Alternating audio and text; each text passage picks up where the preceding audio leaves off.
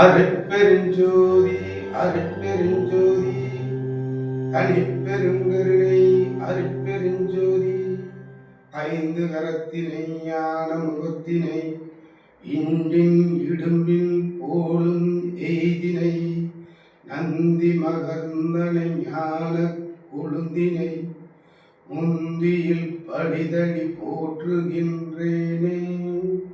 சஸ்யாய வஸ்தாய சகிம்சாய சூரியன் சந்திரன் செவ்வாய் புதன் குரு சுக்ரன் சனி பகவான் ராகுவே கேதுவே நமோ நம நமோ நம. நேயர்கள் எல்லாத்துக்கும் என்னுடைய ஜோதிடருடைய வணக்கங்கள். இப்போ என்ன நம்ம பார்க்க போகிறோம் அப்படின்னா 2025 நடக்க போகிற சனி பெயர்ச்சி பற்றி இப்போ நம்ம பேச போகிறோம்.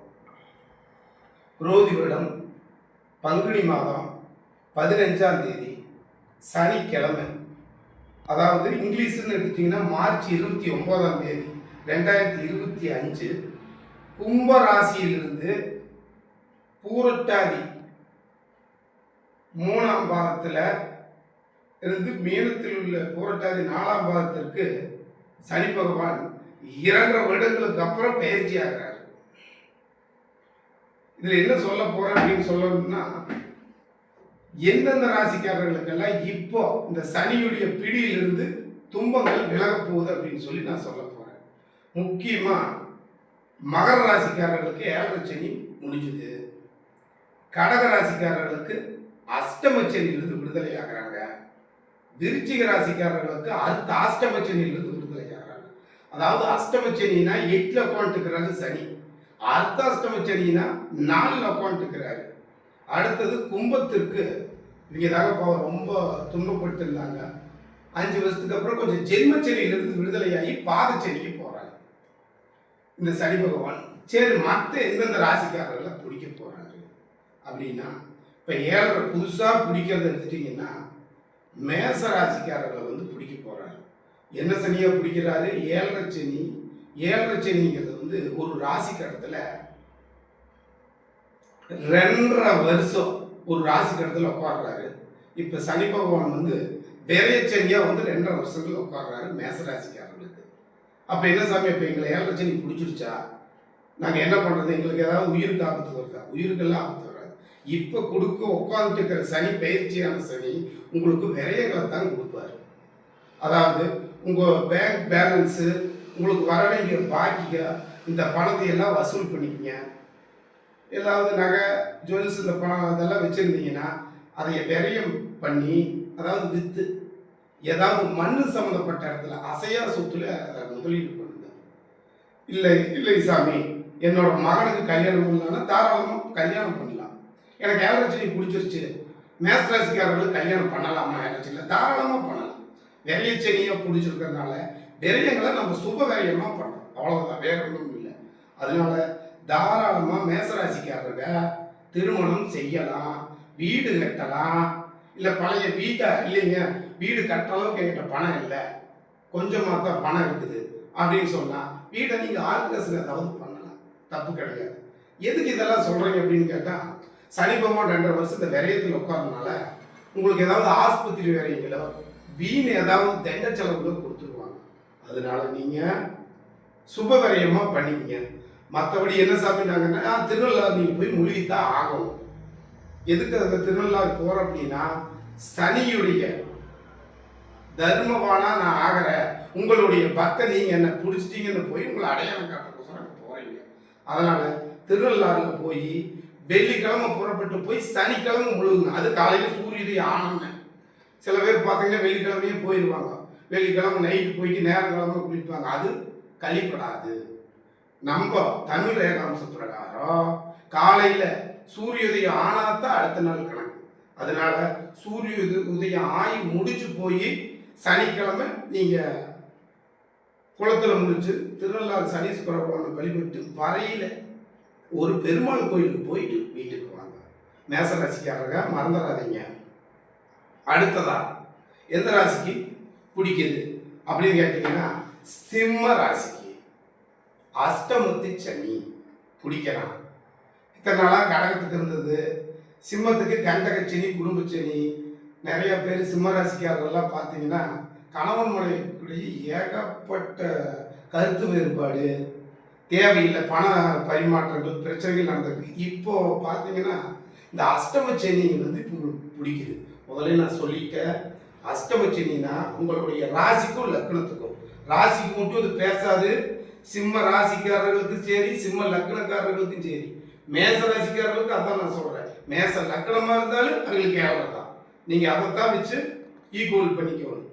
இப்போ என்னன்னு கேட்டீங்கன்னா, இந்த சிம்ம ராசிக்காரர்களுக்கு அஷ்டமச்சனி தொடங்குது. அதாவது ராசியில் 8ஆம் இடம் அஷ்டமச்சனி தொடங்கினா எப்படின்னு சாமின்னா, அஷ்டமச்சனி தான் முதல் என்னன்னு தெரிஞ்சுக்கணும். 7.5 வருஷம் கொடுக்குற 7.5 சனி 2.5 வருஷத்துலயே எல்லாத்தையும் சுருக்கி கொடுப்பாரு. அப்போ குடுக்கியில் என்ன பண்ணுவாரு, ஒரு 7.5 வருஷம் பட்ட துன்பம் எல்லாம் இந்த 2.5 வருஷத்துலயே நம்மளுக்கு கொடுப்பாரு. அப்ப என்ன சாமி, நாங்க வீடு கட்டிக்கிறதாங்க உங்களுடைய தர்ம கர்மம் தான் அவங்கள அது நிலநாட்ட வைக்கு. நீங்க 7.5 சனியில கூட சில பேர் தப்பிச்சுக்கலாம், அஷ்டம சனியில் 6 நாளையுமே தப்பிக்க முடியாது. என்னது, சனி பகவான் ஒரு நீதிமான், தர்மவான், யாருக்கு என்ன கொடுக்கணுமோ அதை கொடுப்பார்.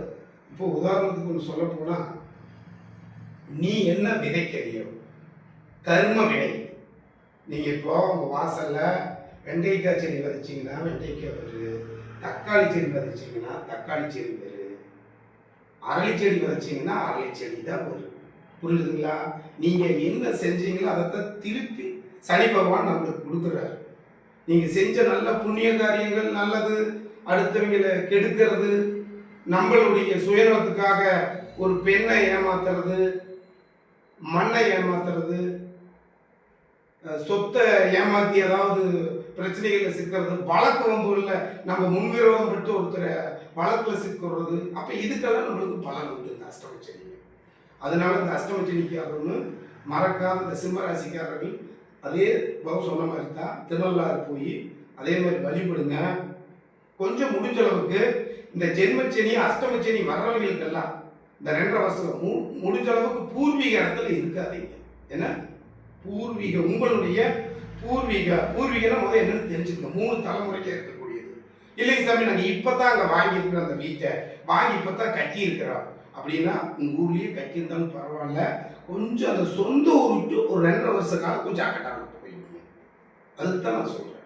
கொஞ்சம் இப்போ நம்ம பிறந்த இடத்த விட்டு கொஞ்சம் இடமாற்றல் போனோம் அப்படின்னா சனீஸ்வர பகவானுக்கு கொஞ்சம் நம்மளுடைய உக்கரம் கொஞ்சம் கம்மியாக, அதுக்கு தான் சொல்கிறேன்.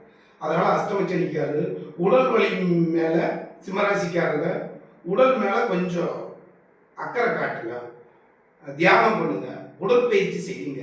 முடிஞ்ச அளவுக்கு நான்வெஜ், இந்த கறி இதையெல்லாம் விட்டுருங்க, வெஜிடேரியன் நிறைய சாப்பிடுங்க. முக்கியமாக இந்த எண்ணெய் பண்டங்கள் சாப்பிடாதீங்க. ஹார்ட் சம்மந்தப்பட்ட பிரச்சனை வரும். அஷ்டமச்சனிக்காரருக்கு உறுதியாக சொல்கிறேன், இருதய சம்மந்தப்பட்ட கோளாறுகள் வரும். அதனால ரொம்ப உடம்புல அக்கறை இது பண்ணுங்க. காலையில் நல்லா வாக்கிங் போங்க. அது இந்த வாலிப பசங்களுக்கெல்லாம் உடனே ஏதாவது வாகன விபத்தெல்லாம் அதிகமாகுது. பெண்கள்னால பிரச்சனை வருது. கணவன் மனைவி ஒன்றுக்கு ஒன்று அனுசரித்து போங்க. உங்களுடைய குடும்ப விஷயங்களை சிம்மராசிக்காரர், அஷ்டமச்சனிக்காரர், சிம்ம லக்கணமோ சிம்ம ராசியோ அவங்கெல்லாம் ஒன்றுக்கு ஒன்று மனசு விட்டு பேசிக்கங்க. 3வது நபர், வெளிநபர்கிட்ட உங்களுடைய குடும்ப விவகாரங்களை சொல்லாதீங்க. புரிஞ்சுதுங்களா? ஒரு 2.5 வருஷத்துக்கு தான் இதெல்லாம். முடிஞ்ச அளவுக்கு உங்க குடும்பத்தார்களுக்குள்ளேயும் உங்களுக்கு பகை உண்டு. அடுத்தவங்க கொடுக்கல் வாங்கல், கடன் கொடுக்கறது, ஜாமீன் கையெழுத்து போடுறது, இந்த மாதிரி விஷயங்கள் எல்லாம் கொஞ்சம் தவிர்த்துங்க. இல்லை கொடுத்து பகை தேடி போறீங்கன்னா அது உங்களுடைய இதுதான்.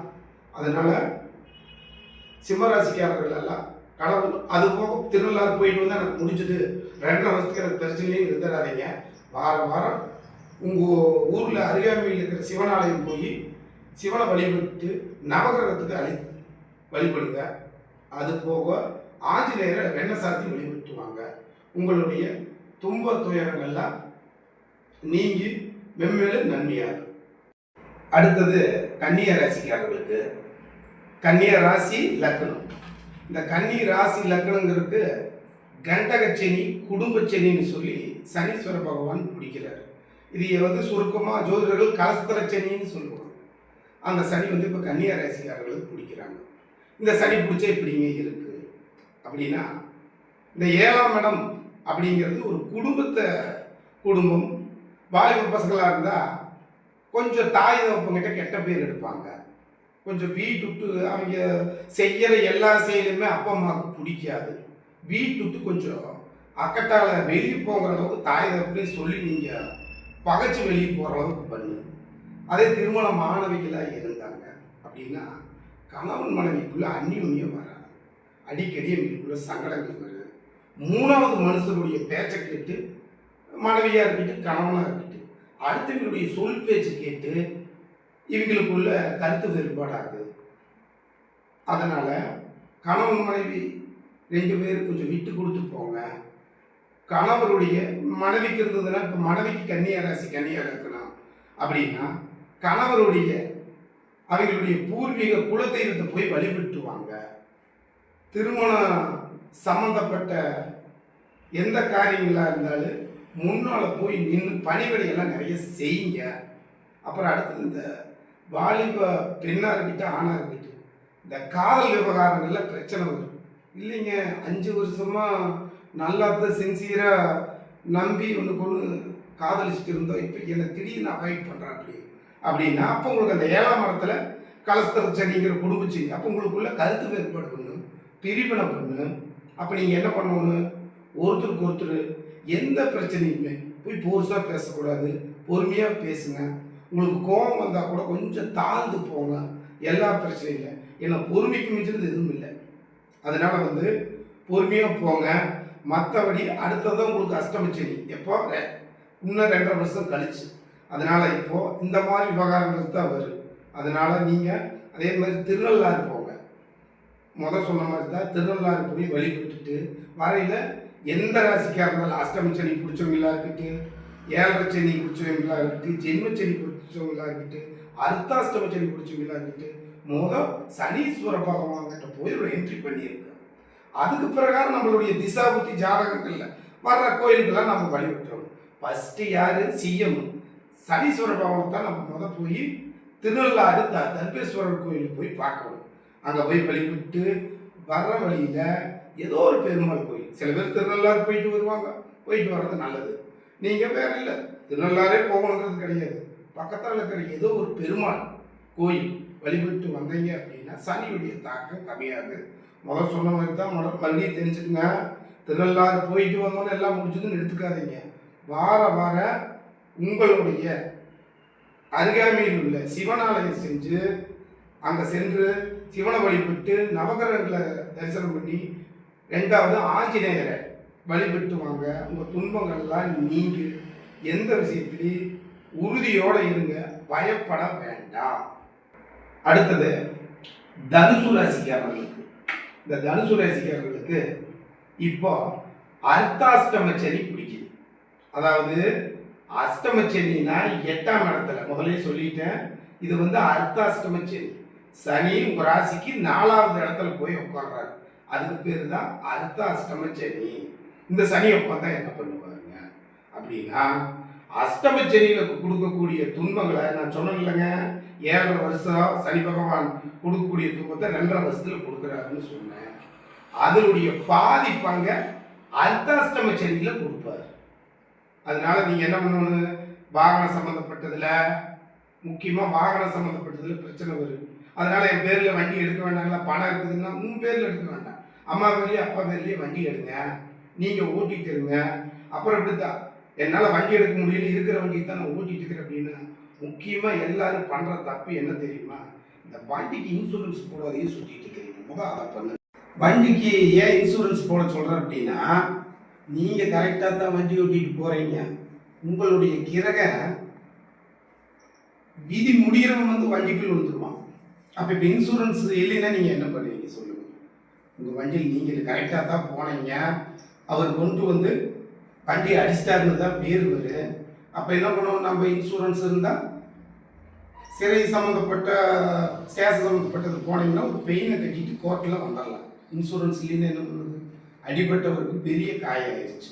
சில பேர் பாருங்க அதுலேயே இப்போ இன்னைக்கு உங்களுடைய கிரகம் என்ன பண்ண தெரியுமா, விழுகிறவனே உங்களுக்கு பெரிய தொந்தரவு கொடுப்பான். சின்ன காயமாக இருக்கு, எனக்கு தலைக்குள்ள பெரிய தொந்தரவாயிருச்சு, எனக்கு வந்து 10,000 வேணும் 20,000 வேணும்பா, இல்லைன்னா நம்ம ஸ்டேஷனுக்கு போகலாம்பா. நீங்கள் பயந்துட்டு என்ன பண்ணுவீங்க? அந்த கேட்குற பணத்தை கொடுக்கணும். அதுக்கு நீங்கள் என்ன பண்ணலாம் தெரியுமா? இன்சூரன்ஸ் போடுறதுக்கு 1000 1200 அதை கொடுக்கும் போது இன்சூரன்ஸ் போட்டுக்குங்க. அதனால் எச்சரிக்கையோடு இருங்க. எந்த விஷயத்துலையும் முக்கியமாக யாரையும் நம்பாதீங்க. சனீஸ்வர பகவானுக்கு இந்த மந்திரத்தை சொல்லி உங்களோட விடுபடுன்னு சொல்லி வணங்கிக்கிறேன். ஓம் காக்கை துவஜாய வித்மகே கட்ககஸ்தாய தீமகி தந்தோ சனியோ பிரஜோதயா. அம்பலத்தை அம்பு கொண்டு அசங்கென்றால் அசங்குமோ, அம்பமற்ற பார்க்கடல் கலங்கென்றால் கலங்குமோ.